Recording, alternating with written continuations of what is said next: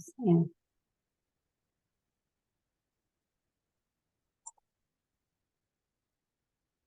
Great, I can see people starting to arrive, coming in. We have a cast of thousands attending today, which is fantastic. And we'll kick off in just a minute. Just want to make sure everyone is connected, that they can hear. Some familiar faces, some great members. Hello all, welcome. Great to see you all today. And thanks for giving up a lunchtime. All right, we might kick off in the interests of time. Welcome everybody to this very exciting webinar. I'm thrilled that you could all make it here today, and especially thrilled, of course, to have Dr. Nikki Vincent as our special guest. A little bit about me. My name is Bridget Tehan. I'm the founder and president of the Australasian Women in Emergencies Network. And for those of you that don't know much about AWE, which is short for Australasian Women in Emergencies, we are an organisation that promotes, supports and recognises women across the emergency management and disaster resilience sector. We've been around for about 5.5 years. And we've got almost 2,000 members across Australia, New Zealand and further afield. And in a very exciting development, we're due to launch a chapter in the Pacific very soon across the Pacific Islands, which is great news. To open today's webinar, I would like to, of course, acknowledge the traditional custodians of country throughout Australia and recognise their continuing connection to land, waters and culture. We pay our respects to their elders, past and present, and we acknowledge the injustices committed against First Nations people and recognise that sovereignty has never been ceded. This land always was and always will be Aboriginal land. And we further recognise the unique role of Maori as tangata wahanu and embrace Te Tiri o Waitangi, recognising Maori of Aotearoa, New Zealand, while embracing the 3 guiding principles of the treaty: partnership, participation and protection. And please excuse me for my pronunciation, it's not my strong point. As I said, very, very excited to introduce you to our special guest today, Dr. Nikki Vincent. Dr. Nikki Vincent commenced as Victoria's first public sector Gender Equality Commissioner in 2020. She oversees the implementation of the Gender Equality Act 2020 and plays a key leadership role in promoting gender equality in the community and workplaces. Nikki also serves as a board member of In Touch Multicultural Centre Against Family Violence and the Brave Foundation, which supports teenage parents. Nikki has a wealth of experience in gender equality and organisational leadership, including serving as the South Australian Commissioner for Equal Opportunity, as CEO of the Leaders Institute of South Australia, and as a member of the SA Remuneration Tribunal. That is quite the CV, Nikki. Nikki, I'm very pleased to welcome you today and thank you so much for your time in coming to talk to us and our members about gender equality in Victoria's police and emergency services. And I'll pass over to you. Thank you. Thanks so much. Thanks, Bridget. Thank you for having me, everyone. I'm coming to you from Wurundjeri land, Wurundjeri people of the Kulin Nation, and also pay my respects to elders past, present, and acknowledge emerging leaders as well as any other First Nations people with us today. I've got a long connection with the police and emergency services sector because, as Bridget said, I was Equal Opportunity Commissioner of South Australia from 2016 to 2020. And in that role, I was invited by the Police Commissioner to conduct an independent review of sex discrimination, sexual harassment and predatory behaviour in the South Australia Police. I did that in the first year in the role and made 36 recommendations. I think it was 36, might have been 38. And then audit tracked the implementation of those recommendations over the subsequent 3 years that I was in the role, and looked at how they were implementing and the impact of the implementation. There was still a lot more work to be done when I actually left that role, but it's not a short-term culture change project, that one. I also was invited by the Metropolitan Fire Service in South Australia to have a look at their culture of diversity and inclusion. That was a really interesting experience. And now Victoria's very first public sector gender equality, in fact, Australia's first public sector gender equality commissioner, which includes, under my mandate, includes the police and emergency services sector. So, about the Gender Equality Act, it's really helping us to make and sustain progress towards gender equality across the broadest public sector. So, in Victoria, it covers the public service, the broader public sector, so all of your water organisations, your emergency services, as I said, your courts, your arts organisations, and then beyond that to the entirety of local government. So there's 79 councils in Victoria and the 9 universities in Victoria. So 302 organisations at the present, around 450,000 employees in those organisations. So about 12% of the workforce in Victoria. It is the first legislation of its kind in Australia. Each organisation has to, each organisation has a general duty to promote gender equality in their organisation and in the broader community. Then each organisation has to do undertake a number of obligations every 2 years. So every 2 years it conducts an audit internally, looking at the gender composition of its workforce, its governing body, gendered segregation in workforces. And by that, I mean, for example, health has 80% women, but those women aren't equally distributed across the organisation. They are segregated often into occupations that pay less, have poorer conditions, etc., etc. Looking at the gender pay gap, looking at recruitment and promotion practices, looking at the availability of flexibility, flexible working, other forms of carers leave, domestic and family violence leave, and so forth, and also, really importantly, sexual harassment. What each organisation has to do is undertake those audits every 2 years, provide me with that data, and then we publish that data or a summary of that data on our website at the Commission. You can have a look at the data for every single organisation, see where its pay gaps sits, where its sexual harassment is at, etc., etc. And then you can have a look at that as a sort of industry group. So you could just look at local government, you could just look at public service, etc., etc. You could just look at universities, and then for the whole of the sector. And then each organisation individually has to use that data to develop a gender equality action plan every 4 years. And those plans are also submitted to me and published once they've been checked for compliance and the data checked for compliance and published on our website. So again, you can go and look at what the issues are in any individual organisation and then look at their plans of what they plan to do to address it. And every 2 years, they have to report on their progress to me, and they must make reasonable and material progress on each of those indicators, or if they don't, have very good reasons for doing so. The other thing that they have to do is put a gender lens over every policy, program or service that they develop or that comes up for review that has a direct and significant impact on the public. And as you can imagine, these are public organisations.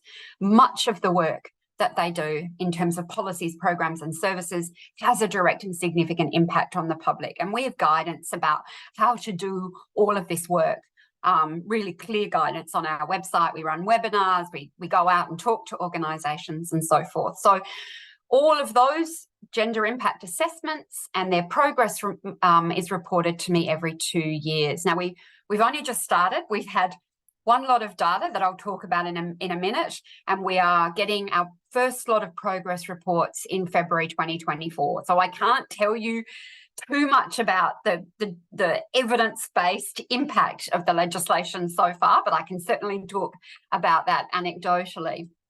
And as I said, all of those plans and all of those progress reports and all of that data is publicly available. So it provides public accountability and public transparency for progress. And I can tell you that the moment we published the data our report of the data last year and made all of those reports live, the media was immediately onto me asking, you know, why does this organisation have a pay gap of this size? And my response was go and talk to them. So that media organisation went straight to that defined entity under our legislation and is holding them to account for their pay gap. They've got to be able to explain it. So I really think that transparency will drive progress, drive that reasonable and material progress that I need to see every 2 years.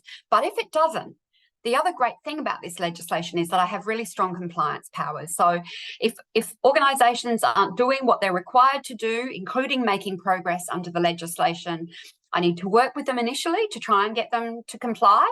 If that doesn't work, I can issue a compliance notice. If that doesn't work, I seek out their minister and give their minister advice about how to intervene with that organisation to drive change. If that doesn't work, I can take them to the Victorian Civil and Administrative Tribunal and get an order directing them to comply with the legislation. And again, all of that would be public. So there's a big incentive to actually create the change necessary. It's really, to me, although I don't expect to have to use those compliance powers, they signal that in Victoria, gender equality is no longer a nice to have, it is a must have. I also have dispute resolution powers. They are unique in the world. I can't find them anywhere else, where allows me to intervene in disputes of systemic gender inequality, that those 7 key indicators under our legislation, pay gap, sexual harassment, etc., where these affect a class or group of employees. And although I don't have powers to enforce the recommendations I make, I can make those recommendations public to a certain extent. And I think it offers the opportunity to really try to tackle some of these systemic issues. In my previous role, where I was Equal Opportunity Commissioner for South Australia, I would see, often if you look at sexual harassment, I would see the same organisations and in some cases the same perpetrators coming over and over again with in response to individual complaints, all of which weren't able to be published, etc. So they would pay out the victim and then go back to their workplace and behave in exactly the same way. These powers are designed to stop that, and I'm really excited about that opportunity. And currently we have 100% compliance in meeting the first round of obligations. But what did we find in that first audit? We found that women are underrepresented in senior leadership across the public sector. Women are 66% of the public sector workforce, but they are only 46% of senior leadership roles. Interestingly, women made up 46% of senior leadership roles in positions in police and emergency services, despite only making up 36% of the total workforce. So there's deliberate strategies being used in this sector to actually try and get more women into leadership. And despite the overall underrepresentation of women in the sector, it is, you know, we are seeing some impacts. However, the total remuneration pay gap for the police and emergency services sector in Victoria was 15.6%. So on average, men took home $19,000 a year than the average woman, and that's base salary. Okay, so not including all of the extra things that can boost up the total remuneration pay gap. Every single occupation in our data set had gender pay gaps in favour of men, and unfortunately that also includes the female-dominated professions, occupations, so administration, clerical work, caring roles. Even those roles had pay gaps in favour of men. When men go into those female-dominated sectors, they tend to get the glass elevator instead of the glass ceiling, and get shot up to the leadership roles and paid more in general.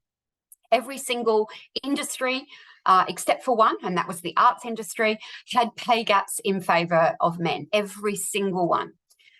And the pay gap sadly widens as women climb up the ladder. So police and emergency services has the highest pay gap at the senior leadership role. So even though they're getting more women into leadership in those areas, in that sector, the pay gap is massive. So it's 18.8%, and that is median base salary, not total remuneration. So on average, a man in leadership was getting paid a base salary of $65,000 more than a woman in leadership. And as we know, and what was borne out in our audit, male-dominated industries had much higher rates of sexual harassment. So 14% of women in these sectors, 14% of women in the transport sector and 12% of women in police and emergency services had experienced sexual harassment. Both sectors had about 4% of men experiencing sexual harassment, and only 55% of women said they felt safe to call out inappropriate behaviour. It was a bit higher in men, about 10%, 11% higher in men. So not a lot of confidence all round, but particularly not a lot of confidence in women calling out that behaviour. Across the sector, women made up 8 in 10 parental leave takers, and the average woman took 20 weeks of paid leave and 22 weeks of unpaid leave. The average man took 4 weeks of paid and 2 weeks of unpaid parental leave. And depending on the industry group, women's parental leave lasted between 6 and 14 times longer than men's. Now, that was a little bit lower in the police and emergency services. But it was still grossly unequal. And so women are still carrying the majority of caring responsibilities and unpaid work. And women were more likely to believe that flexibility, family responsibilities and caring are barriers to success in their organisation. Importantly, the gender equality legislation that I administer isn't just about gender. It's also about how things like your ethnicity, disability, your sexual orientation, your gender identity, religion, race, age, and even location, so being located in a rural region, can compound and interact on multiple levels to create overlapping forms of disadvantage and discrimination.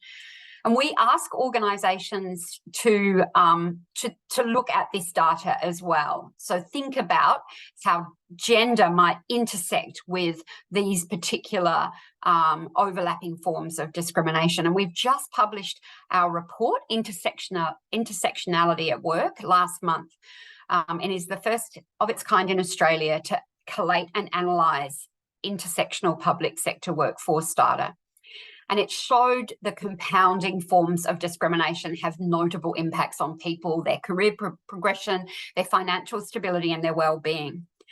So the largest pay gap was between First Nations women and non-Indigenous men, and that pay gap was 21%. The pay gap between First Nations women and non-Indigenous women was 7%. The women with disabilities had a 19% pay gap compared to men without disabilities, and the pay gap between women with and without disabilities was 7% again. There was a 19% between culturally and racially marginalised women, not including First Nations women, and non-culturally and racially marginalised men. And again, the gap between calm women and non-calm women was 7%. And for trans, non-binary and other gender diverse employees, there was an 18% pay gap compared to cisgender men. It really shows the compounding effects of inequality, where diverse people are literally valued less in the workplace. Younger people, younger women, people with disabilities and LGBTIQ people experienced much higher rates of sexual harassment. As an example, women with disability experienced sexual harassment at twice the rate of women without disabilities and 4 times the rate of men without disabilities. The highest rates of sexual harassment were among trans women, non-binary and other gender diverse people, more than double the rate in cisgender women and 4 times the rate in cisgender men. In terms of leadership, only 3% of calm women, culturally and racially marginalised women, 5% of women with disabilities and 6% of First Nations women reported holding a senior management role. Now that's compared to 7% of white able-bodied women, 9% of First Nations women, men with disability, and 6% of calm men, and 14% of white able-bodied men. So what we see generally there, with one exception, that being the calm, is that white able-bodied men, highest representation in leadership. Next are men with one of those intersections. Next are women without any of those intersections, and the bottom are women with one of those intersections. So it really does show the compounding of gender inequality with these other forms of discrimination. Women were less likely than men, and we looked at age as well. So women were less likely than men to hold managerial positions across every single age group. Their representation in senior manager and supervisor roles peaked in their middle years, which is 45 to 54. Men peaked in the same age range, but they held senior manager roles at almost twice the rate of women. Women's earnings fall by an average of 55% in the first 5 years of parenthood, and the impact of lost super savings during this time can be absolutely significant. As probably everyone knows, gender pay gaps in favour of men increased in every single age bracket from the 25 to 34 years until 65 plus. At that point, it's that upper age bracket. It didn't close, it just stopped increasing. So it's pretty sad. I don't need to tell you that police and emergency services is a male-dominated world with highly masculine codes, high rates of sexual harassment, and command and control hierarchies that can make it really difficult to speak out against sexism, sexual harassment, and bullying, particularly if it's coming from someone who is your boss, which is what we found in SA Police. That was the most, I guess, the most challenging finding was that the incredibly high rates of sexual harassment by bosses. When workplaces like this become, or cultures like this become entrenched, they are very resistant when it comes to change. And I say change, but it's actually fear of loss that is the cause of the resistance. And I think framing it like that actually makes it easier to tackle it. They're not so resistant to change if they thought the change was good, but they are resistant to change when they think it's going to be bad, or the people who are in control of that organisation or the dominant force in that organisation think it's going to be bad. And so they're resistant in that regard. Instead, what happens is that employees are expected to reshape themselves to fit in with their colleagues rather than expect themselves to be accommodated.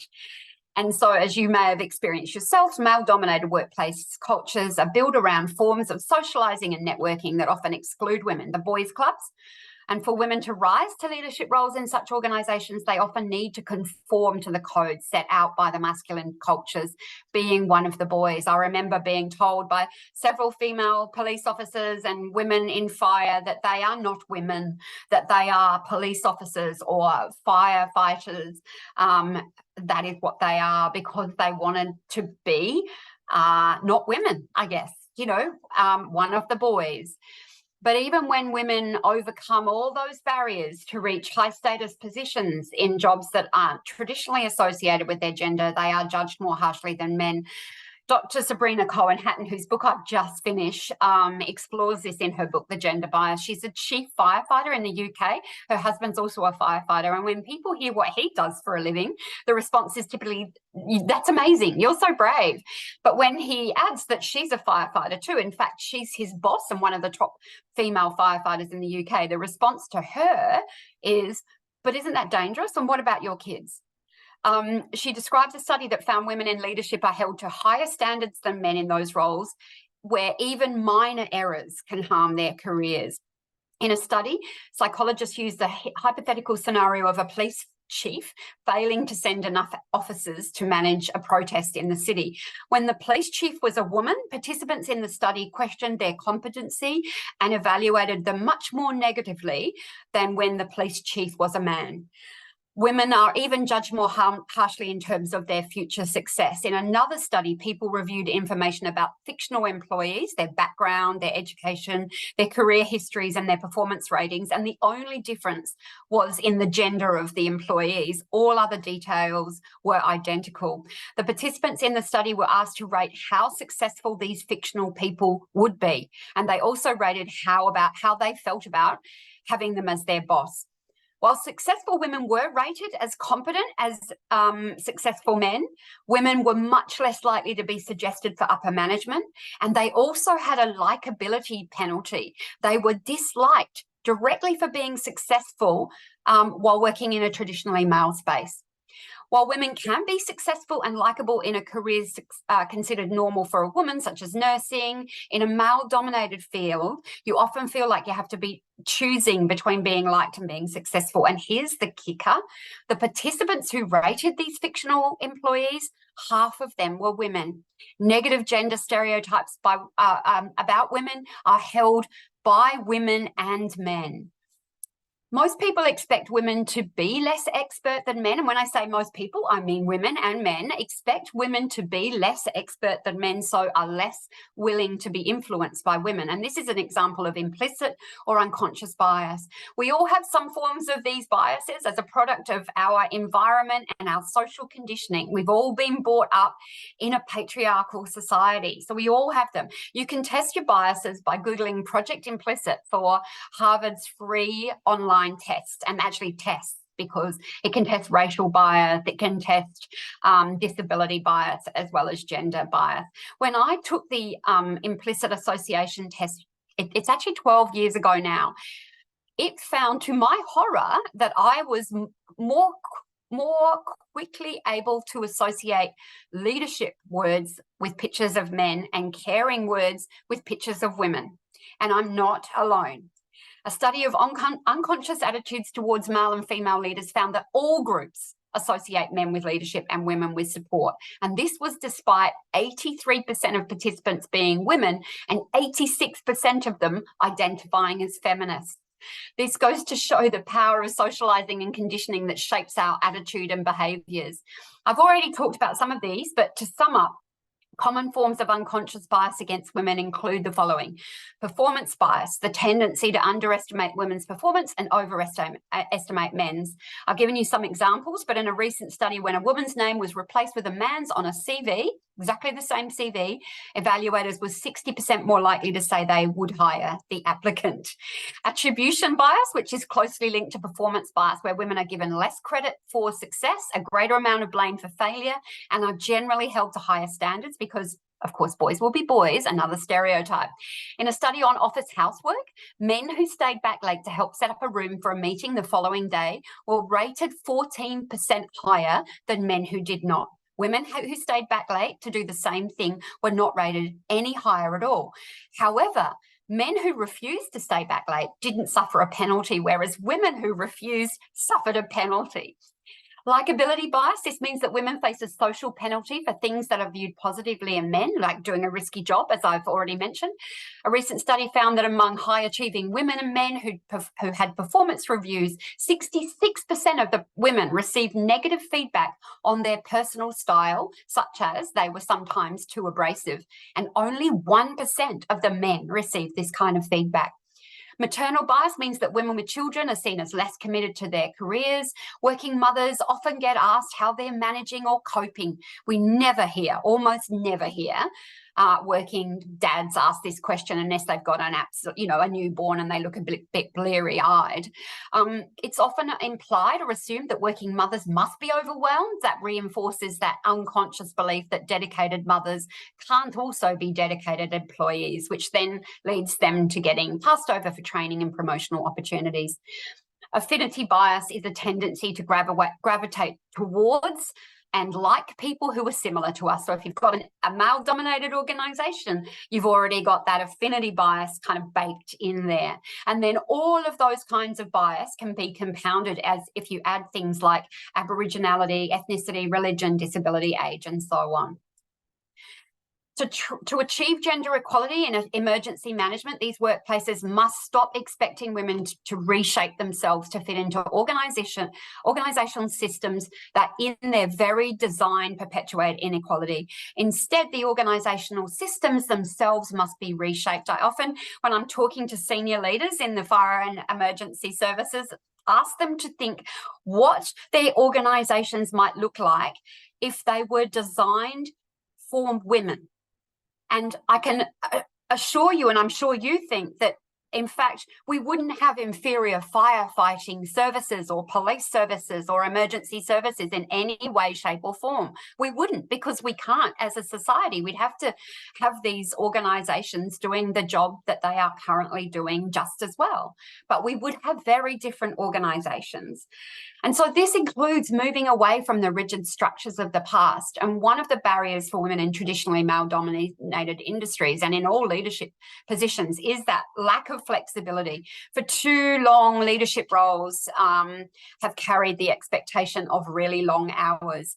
The Workplace Gender Equality Agency recently found that just 7% of senior or management roles are offered part-time, and given that 30% of women work part-time compared to a much smaller number of men, this is much more likely to be a disadvantage to women. So it is really time to reimagine our idea of leadership and normalise flexible working arrangements, including part-time and job sharing opportunities at manager and executive level. And whilst I appreciate that some jobs do require people to be at a desk in an office or, you know, out in the community, etc., I would challenge that can't be done as a job share, etc. There is always some form of flexibility that can be applied in almost all positions. And actually, the mining and construction sectors are looking at this now. Saying this isn't possible is just old-fashioned thinking. It really is possible, and in fact, we've seen this happen in police in other countries, in policing in other countries. Men tend to be much more reluctant to request flexible work or parental leave because of the negative impact it will have on their reputation and career progression, the same impact that maternal bias has on women. And in fact, they are more likely to be refused. And this stigma around flexibility is part of a silent and often ignored workplace culture, which is why it's crucial for organisations to actually open up and tackle it directly. In addition, outdated attitudes and cultures that allow toxic behaviour, including sexual harassment, to persist, have to get with a program and get rid of that. It's unacceptable in this day and age. Organisations have to be clear that this type of behaviour will not be tolerated. And just with any other workplace health and safety issue, we have to expect our employers to take responsibility and take appropriate victim-centred action to complaints of sexual harassment, as well as to address any broader cultural issues in their workplace that allows this to happen. This is a marathon, it's not a sprint. Progress is often slow, but the legislation in Victoria aims to really drive this change much more quickly than it perhaps otherwise will have. We've waited way too long for this, and I am determined that we will make reasonable and material progress in Victoria every 2 years. Those gender equality action plans set out a clear plan, and regular progress reports to me will provide that momentum and transparency to achieve long-term cultural change. Thanks again for having me. I am happy to take questions. Oh, wow, Nikki, what a presentation. There's so much there to think about and take on board, and really fascinated in particular to hear about the intersectionality aspect of it and to have some of that really clear data there that to call out so that we can actually say this is what's happening to people. Yeah. This is not just something that you know, they're reporting, it is systemic.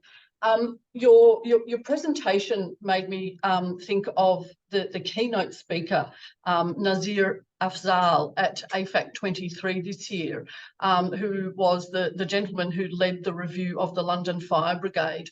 And one of the findings there, of course, was that the London Fire Brigade is institutionally misogynist and racist.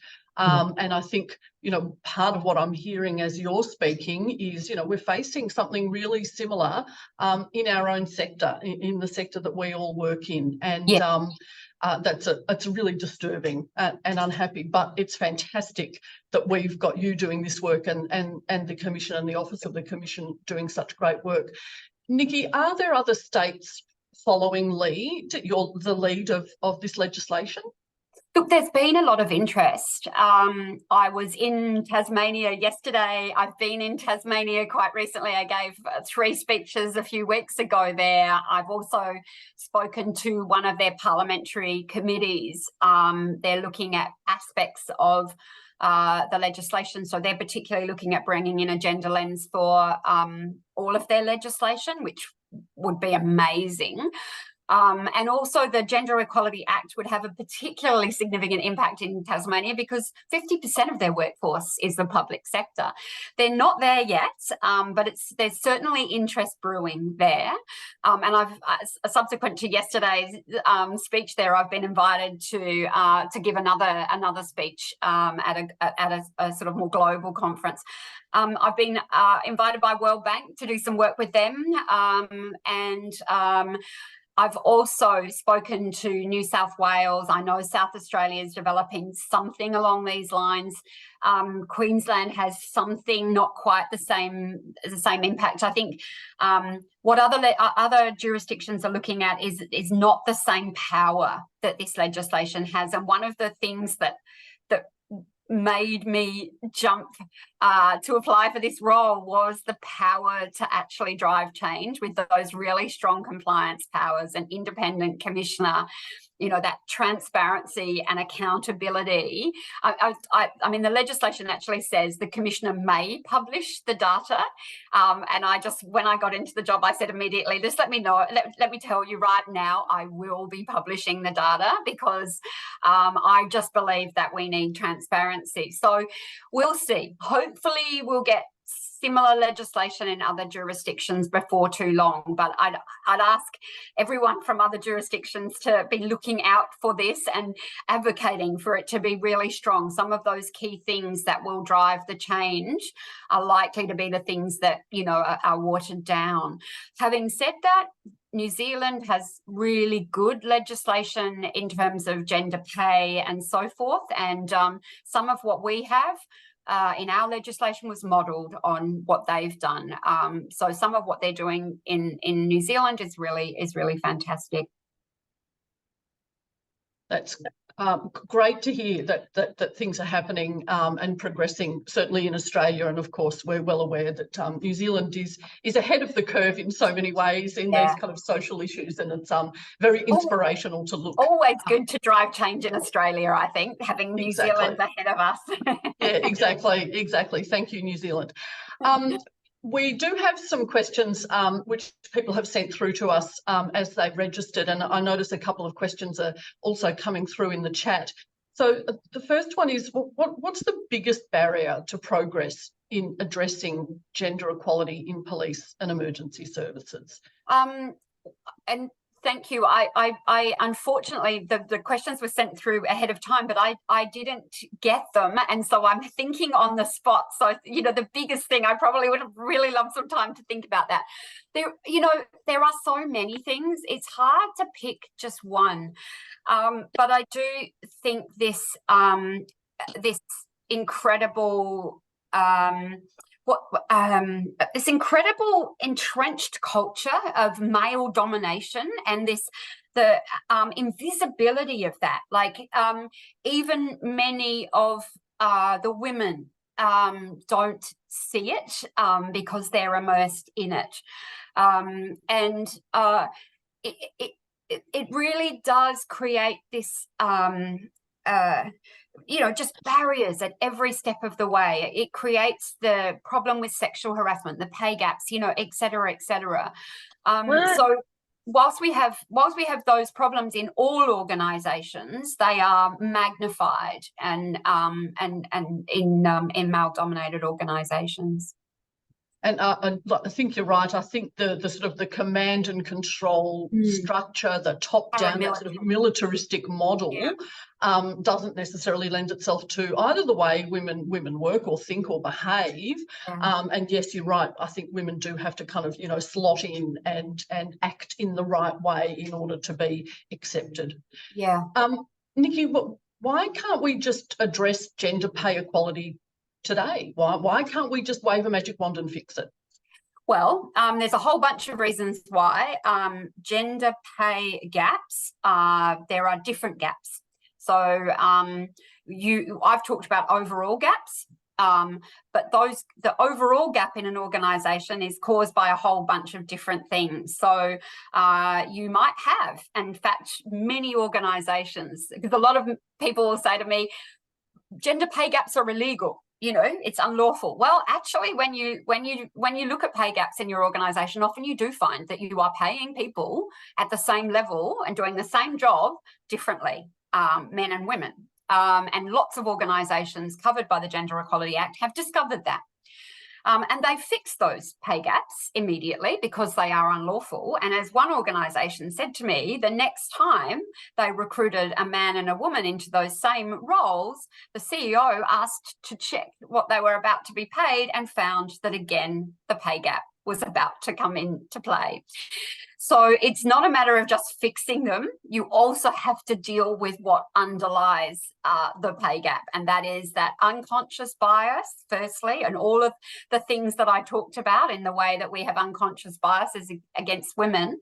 But you also have to deal with some of the other kind of things around gender norms. So we know that women and men, when they negotiate equally well. There's nothing inferior about women's negotiation. It is less successful than men because it is seen as stereotypically okay in form for men to negotiate and less so for women. So when women negotiate their salary, they're less likely to be successful, and they also have a bit of a likability backlash. They're seen as aggressive and pushy, even if they're not negotiating any differently to the way that a man does. So women are less likely to negotiate because they understand it's not done for women.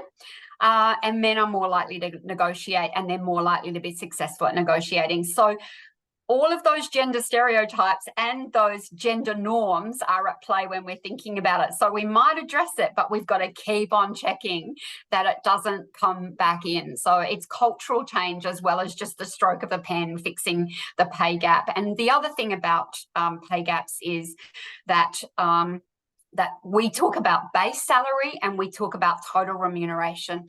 And what happens, particularly in organisations where you've got shift work and so forth, and you've got women doing the majority of the unpaid caring responsibilities. So often women have a full-time job that's paid and a full-time job that's unpaid, and men sit around on the couch, go play golf on the weekends while women are doing all of that labour. And so that's another reason why women are not putting their hands up all the time for leadership roles that are non-flexible, because they simply cannot do everything. But and I forget the point that I was going to make now, but you simply have to keep on tracking that. And the other thing that I was going to say is that when we look at total remuneration, it is men that are able to take the more lucrative shifts, the nighttime shifts, the really horrible graveyard shifts, etc., because women don't have access to childcare, etc., etc. They're often having to stay with children at those times. So men can do more of those things, but they're also more likely to be offered the extra things like that, the bonuses, the extra lucrative shifts, etc., etc., because there's an assumption that women won't want those. So when we look at total remuneration, we get even bigger pay gaps in general. So it's a complex issue. Absolutely, but I can imagine the sort of the transparency and the accountability that you're overseeing and bringing in, will start to go some way in that, having to publish data and actually be accountable for addressing that pay gap or making public that pay gap. Yeah, absolutely. Yeah, absolutely. And look, just building on that, we've had a really interesting question come through asking, you know, we often invoke motherhood as the underlying reason for why some of these barriers occur, but increasing numbers of women, and particularly young women, aren't mothers or wives, but still experience the gender pay gap, the harassment, you know, the sexual and bullying and so forth. Yeah. What other narratives of female experience might be used to guide change? Yeah, well, in actual fact, taking time out for caring responsibilities, be that children or you know, other family members, contributes about 25% of the pay gap. So there's 75% of the pay gap that isn't because of caring responsibilities. So all of those women who don't have those caring responsibilities will still have a pay gap, 75% of the same pay gap. And there's some work that's been done by KPMG every few years using the Workplace Gender Equality Agency's data, which is really great data set. It's been going for a long time. And so they've done this every 4 years or so, I think, two to 4 years. And the reports are called She's Priced Less, which I really love, although I don't love, if you can understand what I mean. But anyway, they found that the fact that women choose to work in sectors that are female dominated, so caring professions, etc., which is about gender stereotypes, about caring and so forth, those industries, so those occupations and those industries in general tend to be paid less because caring is not valued as highly as plumbing, electrical work, construction, etc., etc. That contributes, those two things combined contribute to about 30% of the pay gap. And then there are other factors, smaller factors in there, but the vast majority of the pay gap, around 35 to 40% of the pay gap, is conscious and unconscious bias against women. And so we have to work on that. That is what those women without children are suffering, regardless of the fact that they've chosen not to have children or they don't have any other caring responsibilities. They'll still suffer those gender stereotypes. Absolutely. And it's culture-wide or community-wide, these attitudes. So it's not just in the workplace, it's, you know, every time you step outside the door in everything that you do. Absolutely. Nikki, how can we make structural organisational changes stick and embed them in the long term? What's the trick there, do you think? Well, I do think that this data, measurement, publishing the data, and then reporting on progress every 2 years will mean that organisations have no choice but to make this stuff stick, to embed this change, because the Gender Equality Act isn't going to go away.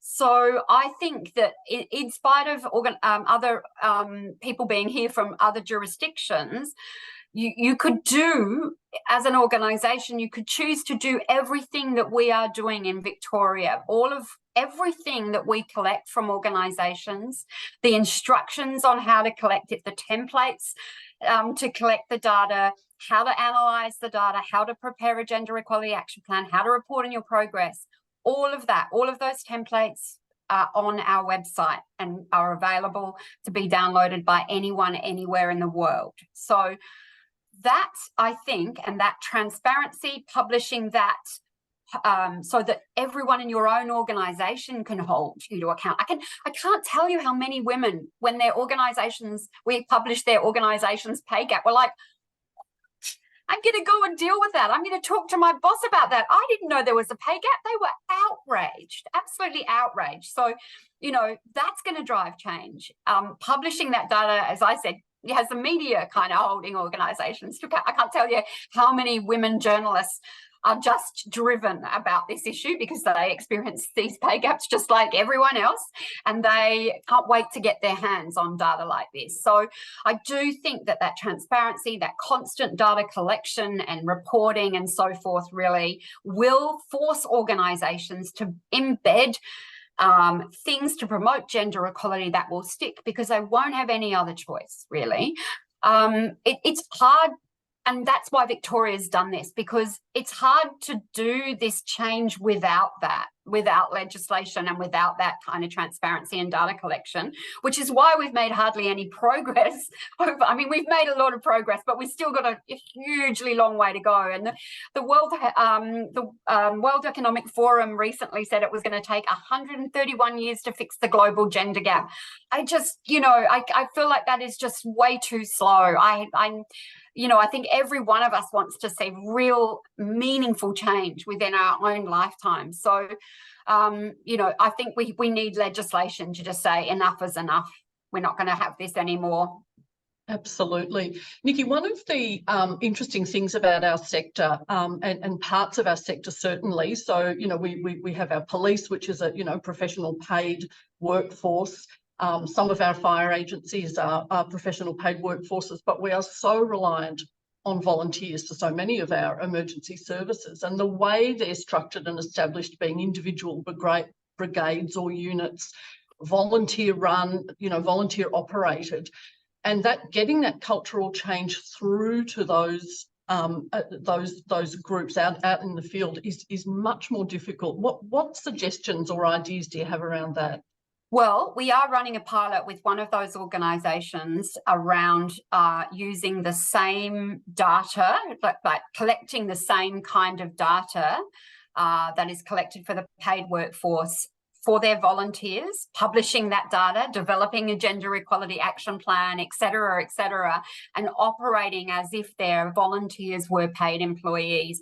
That isn't required under the legislation, but I've had so much advocacy from organisations in the fire and emergency services, police and emergency services sector, saying we just have to have volunteers. Unfortunately, they weren't included under the legislation because they are not public sector employees, and that was, the clincher in that regard. But it's certainly been of interest in the government to actually look at potentially extending the legislation to volunteers in the future, and this pilot will help us think about how feasible that's going to be. But I 100% agree with you, and particularly people who are, volunteering themselves for an organisation, having to suffer, sexual harassment and discrimination and so forth is just horrifying to me. So it is something that I have a strong passion for seeing change, and hopefully we can use the data that we get from this organisation piloting it to actually create change in that area as well. That's really interesting to hear, Nikki, and we'll be keeping a close eye on that pilot and the results and seeing where it goes to next. It's so many of our members volunteer. They're often doing paid work, as researchers or policy people or what have you, but then also volunteering, and it's something that they hold very dear to their hearts and are very passionate about. So that's really good news. Just a couple more questions. We've got about 5 or 6 more minutes yet. Can you outline a process that an individual might take to raise workplace issues if their organisation doesn't have one, or they might not feel safe in raising something within their own organisation? Oh, yeah, it depends on what the issue is. I mean, if it's sexual harassment, I would and the organisation should have clear policies and procedures around that. The Respect at Work website, which was set up by Kate Jenkins, the former Sex Discrimination Commissioner, and is now being led by our new Sex Discrimination Commissioner. That website has a wealth of information for employers and for employees, and I would definitely say go there. Oh, someone's posted it. Thanks, Lisa. That's great. That is brilliant for all of that kind of support that you need. Under our legislation, as I said, I can intervene in a structural or a systemic workplace issue, such as a culture of sexual harassment, or a culture where sexual harassment is able to occur if it affects a class or group of employees. But before you come to us, you have to actually raise that with your employer, and we've got some guidance about what to do in that regard. Also in our website around this power that I have, so you can have a look at our website for that as well.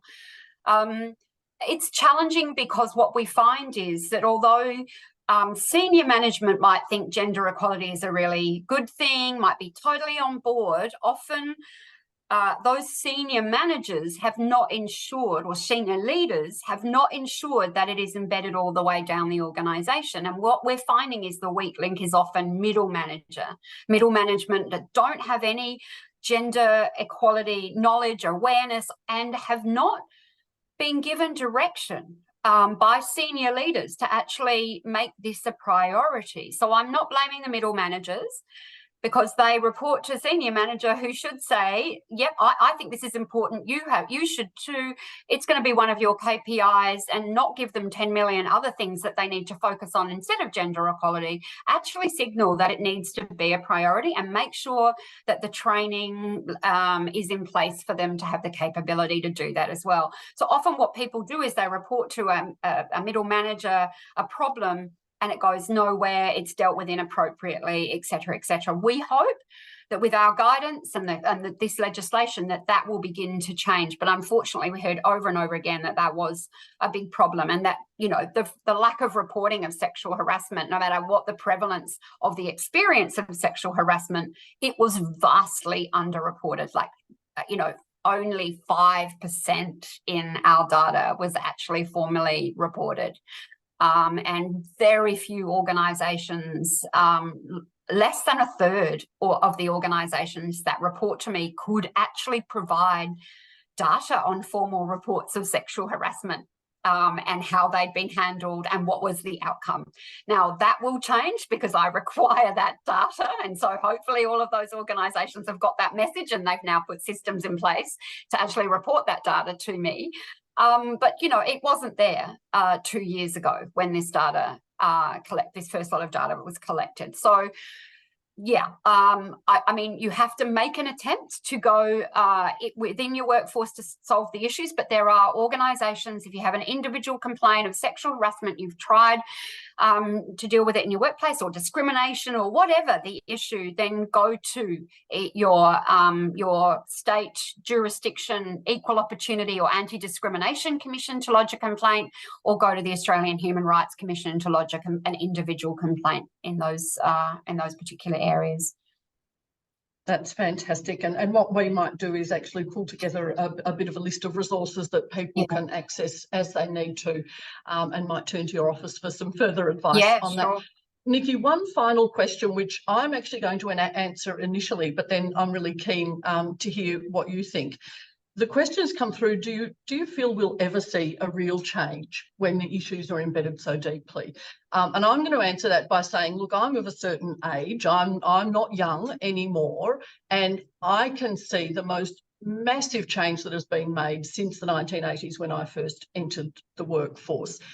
But my daughters, who are young women, are still outraged, and so they should be, by what they're experiencing and what they're seeing. So we have come a long way, but we've still got a hell of a long way to go. So the question then over to you, Nikki, will we ever see real change? I have to believe that we will. Otherwise, why would I be here? Like, you know, I absolutely believe that that we will see this change, and particularly in Victoria. Like, it feels really empowering and such a privilege for me to be in this role where we have this legislation that will drive change, that will then and what we're doing, my background's also in research. One of the things that we're doing is putting a lot of research around what we're doing and the outcomes that we're producing. So we will be able to demonstrate to everyone throughout the world what the impact of this legislation is and is having. And hopefully that then stands as a great example for everyone else about what can be done. And we are keeping an eye on other jurisdictions that have legislation like this, and we're doing it. We've funded 10 research projects and so forth. So, you know, we will do our utmost, but I believe that we've got the best chance yet of creating real change. I think we're talking about workplaces here. There's a lot to be done in the community. Like, you know, from the moment women get pregnant, often they're wondering what gender their baby is. They have gender reveal parties. You know, the kids are given blue or pink or whatever according to gender. And we live in an incredibly gendered society with incredibly gendered stereotypes about girls and boys, women and men, et cetera, et cetera. There's a lot of work to be done in that sector. But because we spend such a lot of time at work, we know that what we're doing in the workplace will actually have effects back into homes and families and schools and those other kind of places where we also spend a lot of time. So, you know, we're not going to see miracles in my lifetime, I don't think, but we're going to see a lot of change. And I do believe that we will see equality eventually. I mean, part of what needs to happen is that men take up their 50% of their caring responsibilities as well. That's one of the big things that will drive gender equality in society. And more men are wanting to have time with their kids and, you know, take on caring responsibilities. So there is a lot of hope. I have a lot of hope. There certainly is, Nikki, and, you know, all the young people that I know, you know, through my own children and their friends, but also the young women that are part of the Australasian Women in Emergencies Network give me extraordinary hope for the future. They're not scared of calling things out. You know, they're the ones, you know, driving change and insisting on things being different, and all power and all credit to them. And we will do whatever we can to support them as they move ahead in their careers and their personal lives. Nikki, thank you so much for attending today. It has been absolutely wonderful to have you as our special guest for this session. I really appreciate you making the time for us. Thank you so much. It's been an absolute pleasure. Thank you so much for having me. No worries. Thanks, Nikki. And look, just a reminder, if any of the content of today you've found distressing or disturbing in any way, please don't forget there are resources out there for you. 1-800-RESPECT is a fantastic first port of call. There's also Lifeline and a whole range of other resources that you can tap into for support. Please enjoy the rest of your day. Thank you very much for coming along, and we hope to see you at an OAR event very soon. Good afternoon, everyone.